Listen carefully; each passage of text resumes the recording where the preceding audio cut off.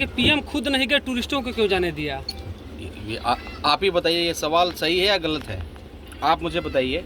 एक तरफ जो हमारे 26 निर्दोष लोगों को आतंकवादियों ने मार दिया और आप उनसे मिलने न जाकर के बिहार में मधुबनी आकर के आप इंग्लिश में स्पीच देते हैं बिहार वासियों के लिए और आप इंग्लिश में बात करते हैं। आपको ये भी मालूम होना चाहिए आदरणीय प्रधानमंत्री जी को कि बिहार में 10 क्लास तक तो इंग्लिश कंपलसरी नहीं है।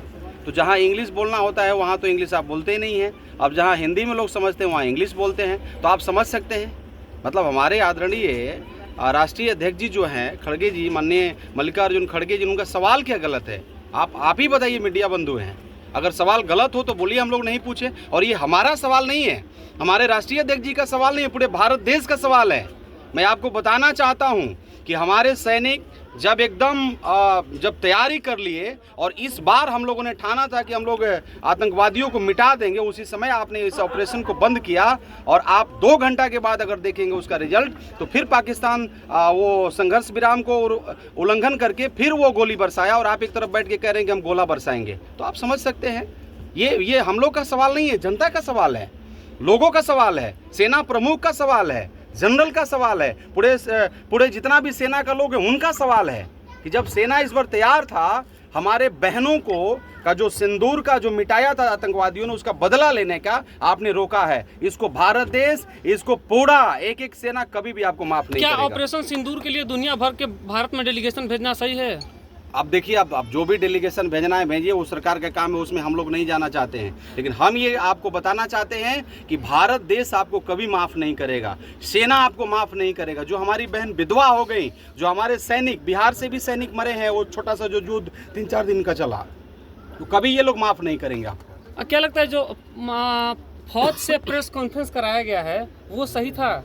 एक बार फिर से बताइए। जो फौज से प्रेस कॉन्फ्रेंस कराया गया इसके पूरा व्यवस्था को लेकर, क्या वो सही था? मैं आपको बताना चाहता हूँ, फौज भी तो लाचार है ना। जब आपको मालूम है परिभाषा कि जिसकी शासन है उसकी प्रशासन है।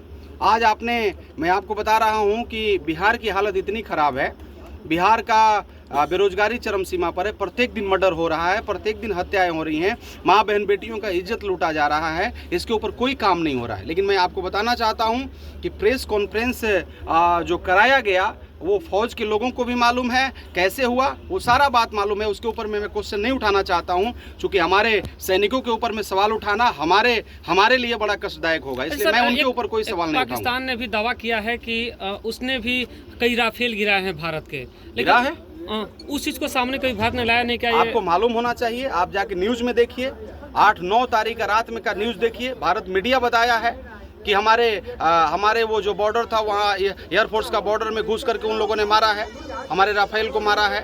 तो ये तो मतलब हमारे देश का मीडिया बताया। झूठ बताया कि सही बताया हम नहीं जानते, लेकिन ये तो मीडिया के द्वारा हम लोगों ने सुना था, हमने कुछ रिपोर्ट भी आया था, उसको भी हमने देखा था। देखिए, उधर नहीं जाना चाहते, हम ये जानना चाहते हैं कि इस बार आतंकवादियों को मिटाने का मिशन था जो फेल हो गया, और ये क्यों फेल हुआ पूरा भारत देश के लोग जानते हैं। एक आखिरी सवाल सर, क्या ऑपरेशन सिंदूर ने पीएम मोदी का कद ऊंचा किया है?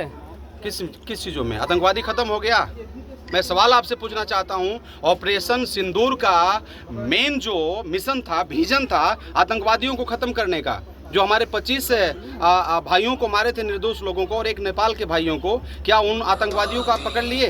क्या आतंकवाद पाकिस्तान से खत्म हो गया, बॉर्डर से खत्म हो गया? भारत देश में भी बहुत सारे आतंकवाद हैं, वो सब खत्म हो गया। जब तक ये आतंकवादी खत्म नहीं होगा, जब तक ये चाहे किसी, देखिए आतंकवादी हों, आतंकवादी हैं, ये किसी जाति धर्म के नहीं होते हैं, तो जब तक ये खत्म नहीं होंगे, मेरा मानना है कि ऑपरेशन सिंदूर सफल नहीं माना जाएगा। मेरे देखने से इसको ये एकदम सफल होने वाला था जिसको रोका गया।